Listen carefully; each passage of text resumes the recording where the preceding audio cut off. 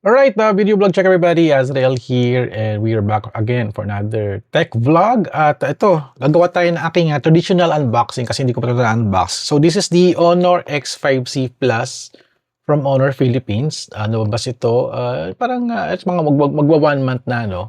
At first, labas nila ito noong March 3 for the Shopee 3.3 Grand Sale at with an SRP doon sa Shopee ng 3.3, 4,900 pesos. Kasi originally, ang price ito is 6,999 sa regular price. But, magandang promo din nila. Tune in lang kayo sa TikTok shop ni Honor Philippines sa TikTok at they are nagpo-promo nito ng 35% off. At I think may kasama pang freebies, no? So, check nyo na lang palagi yung TikTok nila and also social media pages ni Honor Philippines to get more tips about the Honor X5C Plus. Alright, before we unbox this new phone from Honor Philippines, no, discuss ko muna sa inyo yung tech specs itong Honor X5C Plus. Alright, ano na natin to? Discuss na natin yung tech specs. Let's do this. Alright, ito na yung tech specs ni Honor X5C Plus. For the display, meron siyang 6.74 inches TFT LCD display at meron siyang screen resolution na 720 by 1600. Meron siyang feature na eye comfort and dynamic dimming. Meron siyang 90 Hz refresh rate at up to 450 ang kanyang nits peak brightness. For the CPU, gumagamit ito ng MediaTek Helio G81 at this is octa-core. Ang kanyang GPU is ARM Mali G52MC2. For the OS, gamit niya is Magic OS 9.0 based on Android 15. And for the memory, very interesting yung kanyang memory. This is a 4GB of RAM, yung kanyang base RAM. Pero meron siyang additional na 4GB of RAM na Honor RAM Turbo. So total nito is 8GB of RAM. And for the storage, 128GB storage. Yung kanyang gamit, well, okay na rin to for storing pictures and videos. For the camera ni Honor X5C Plus, for the rear camera, meron siyang isang camera lang sa rear, no? This is a 50 megapixel main camera na can do a 10x digital zoom na meron 8160 by 6112 pixels na image resolution at 1920 by 1080p para sa video resolution. It can shoot up to 1080p video recording.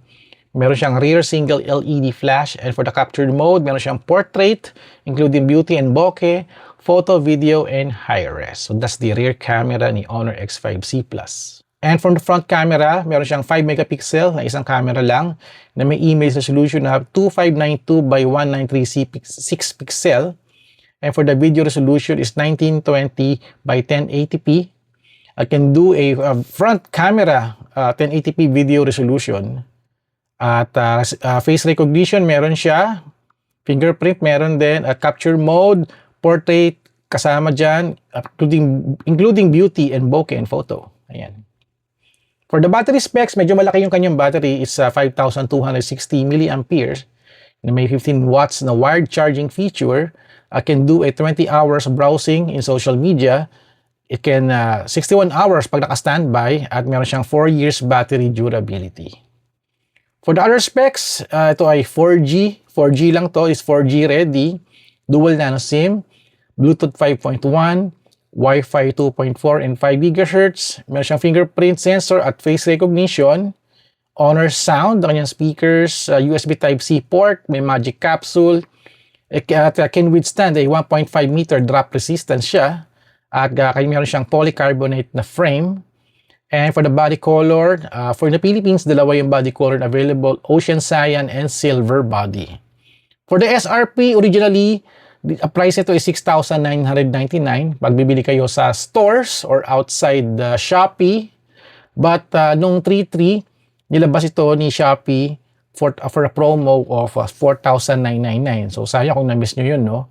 But just tune in sa TikTok shop ni Honor Philippines kasi minsan they offer this at 35% off sa Honor PH TikTok shop. So check nyo baka may mga promo pa rin sila at kung ano-ano pa, no, na i-offer sa mga Honor fans natin. Alright, tapos na tayo sa tech specs. So unbox na natin si Honor X5C Plus. Try ko na to, no. The picture is good for taking photos. Okay na rin din siya for a budget meal na phone from Honor Philippines. Alright, unbox na natin. Let's do this.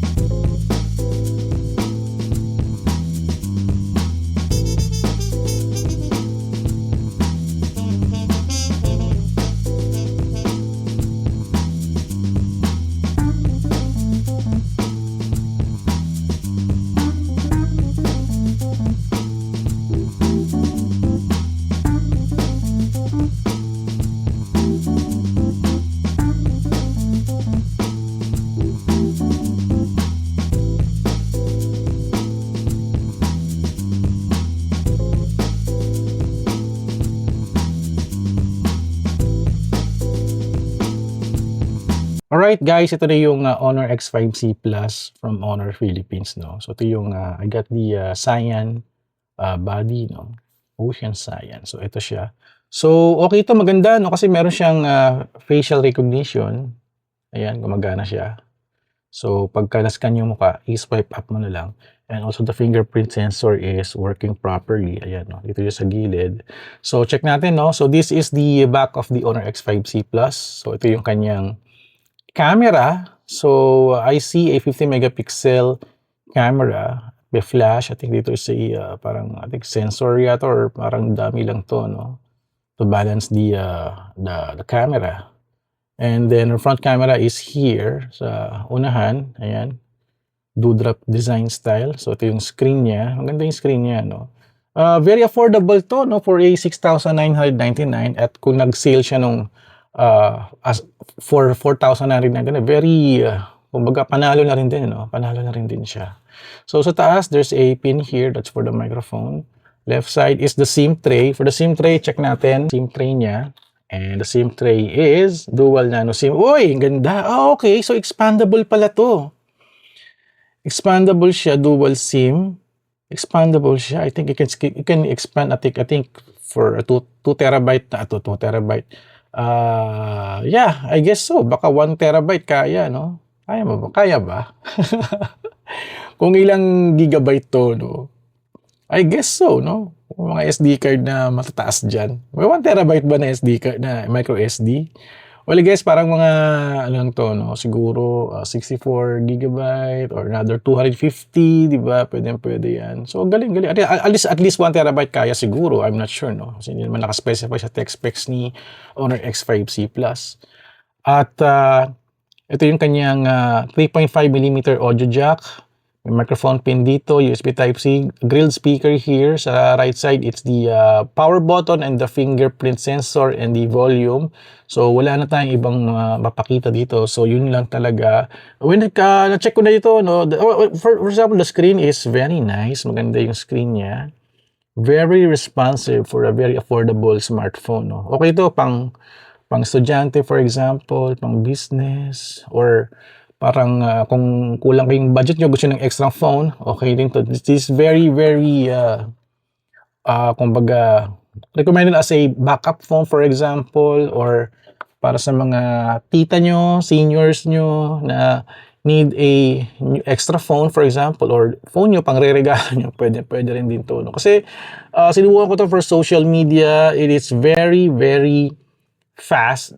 Naka-log out ata yung aking. Kailangan ko pala mag-update ng Facebook. Di pa ata ako nakalagin ng Facebook dito. Let's go to TikTok.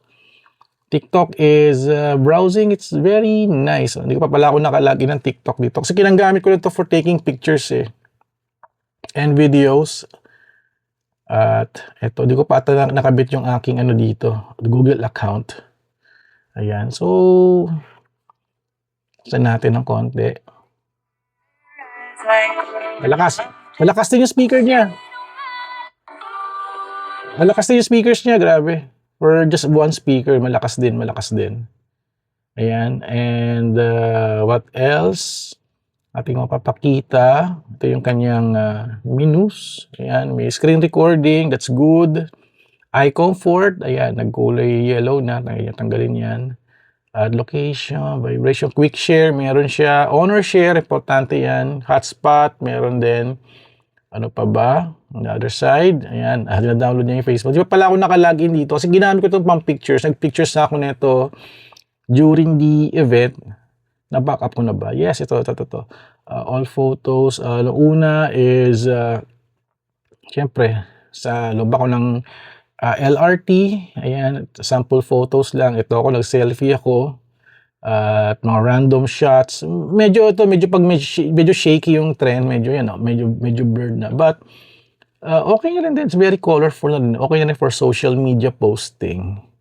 Ayan, just very colorful naman din siya. May mga filters naman din siyang pwedeng gamitin kasi para medyo pale yung kanyang color. But, may mga filter like vivid, for example, to get a very nice colored photo, no? Ayan, for example, ito. Ayan, cute niyan. Tapos ito yung mga photos ko sa labas. Ayan, traffic, for example. For the video, medyo ano siya, hindi ganoon ka-perfect yung video niya. Wala rin siyang stabilization. Sa kita niyo, wala siyang stabilization. Sa escalator ako ito, medyo mauga pa yung kamay ko. Wala siyang This is the rear camera, no? Hinarap ko na lang sa harapan ko.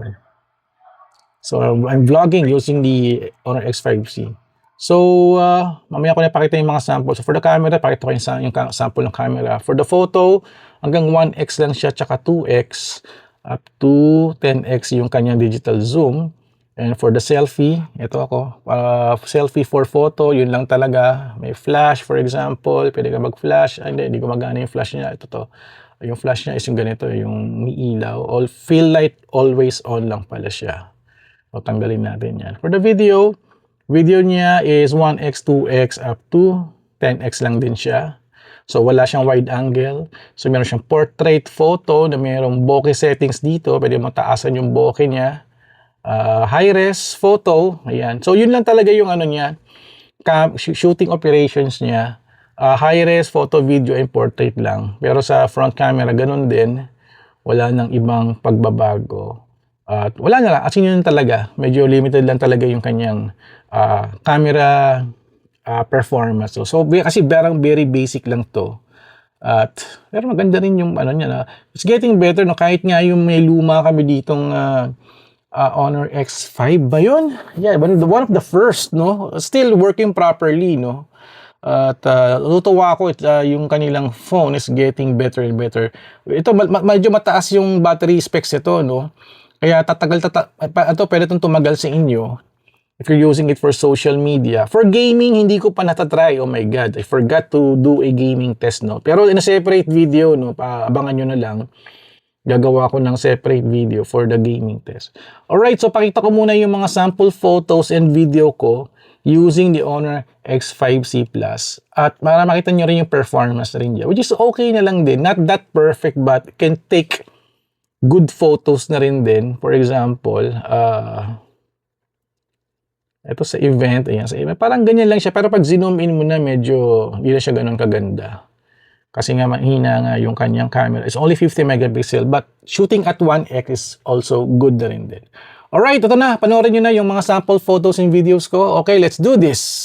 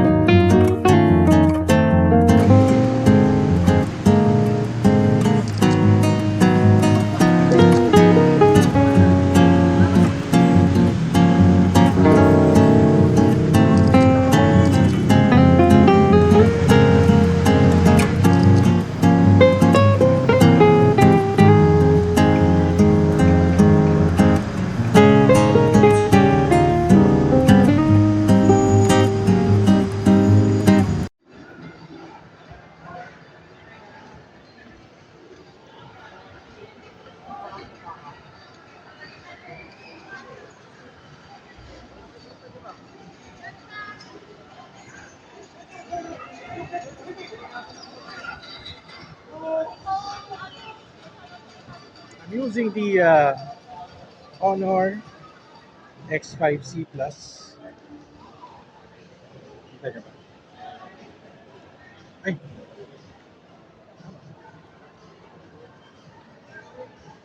With that, it is my pleasure to share with you that Honor Philippines has been awarded at the recent Shopee Mall Brand Summit with not just one, but with two big awards: Best Content Engagement and SSPL Growth Champion. So again, Alright, napanood nyo na, no? So, yun yung aking sample for today. So, abangan ninyo, no? Baka mag-sale na naman to kay TikTok Shop, kay Honor Philippines. Abangan ninyo. I'm not sure kung magkakaroon pa ng Shopee to, no? Sana. Parang I think parang na-extend siya, pero parang hanggang kailan? Parang may nabasa ako hanggang may promo sila na hanggang March 15. Today is parang March 13 pa lang ngayon eh. So abangan ninyo no sa mga announcement ni Honor Philippines para sa mga special promo. If you want to get a hand of this Honor X5C Plus with the bigger battery specs, 50 megapixel rear camera at 8 GB of RAM, 128 GB of storage. Alright, so end of my video here. Thank you guys for watching. So don't forget to subscribe, like, and comment. And I'll see you guys in the next video vlog adventure. Thank you so much at kita-kits sa next video. Alright.